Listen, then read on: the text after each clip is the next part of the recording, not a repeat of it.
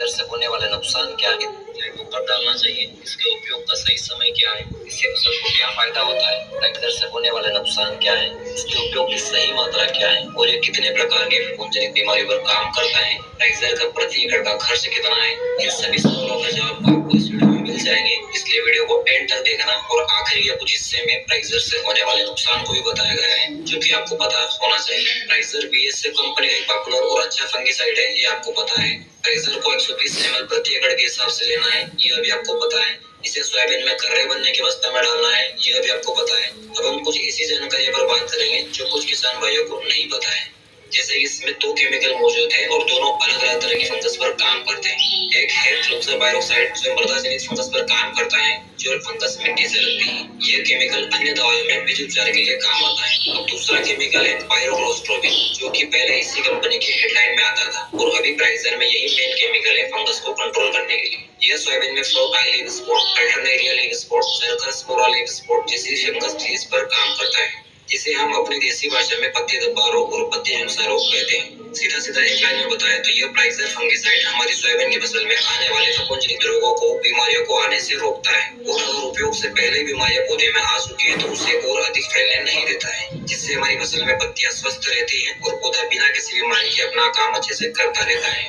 अब दूसरी बात की प्राइजर को केवल कर्रे बनने की अवस्था में डालना है, क्या इससे कर्रे बनने से पहले या कर्रे बनने के बाद जब पपड़ी या फलियां बन जाती हैं तब दे सकते हैं या नहीं? तो सबसे पहले बात की हम इसे दे ही क्यों रहे हैं, क्योंकि ये फंगस की बीमारियों को रोकता है। अब अगर फंगस कर्रे बनने से पहले दिखने लग गई है तो इसे कर्रे बनने से पहले भी दे सकते हैं, इसमें कोई दिक्कत नहीं है। तो सभी लोग हर बार कर्रे बनने पर डालने को क्यों बोलते हैं? क्योंकि फसल की उस अवस्था में फंगस की बीमारियां होना शुरू हो जाती है और पौधे में स्पष्ट रूप से दिखने लग जाती है और कर्रे की शुरुआती अवस्था में उसका कवर छोटा और मुलायम होता है, तो ये दवाइयां उसमें फेल कर उसको भी फंगस लगने से बचाती है ताकि बिना किसी रोग के उस पपड़ी में दाना अच्छे से अपना आकार और साइज ले सके। और अगर पपड़ी बनने के बाद दवाई डालोगे तो पत्तियां तो बीमारी से बच जाएगी लेकिन पपड़ी के अंदर दवाई नहीं जा पाएगी। अब प्राइजर के उपयोग की सही मात्रा की बात करें तो ऐसा जरूरी नहीं है कि इसे 120 ml एकड़ ही डालना है या 360 ml हेक्टेयर ही डालना है। कोलाजन वाले भी बोलते थे कि कोलाजन को 60 ml एकड़ डालो, आपने डाला क्या? नहीं ना, किसी ने 50 ml एकड़ तो किसी ने 40 ml एकड़ भी लिया था, फिर भी काम हुआ।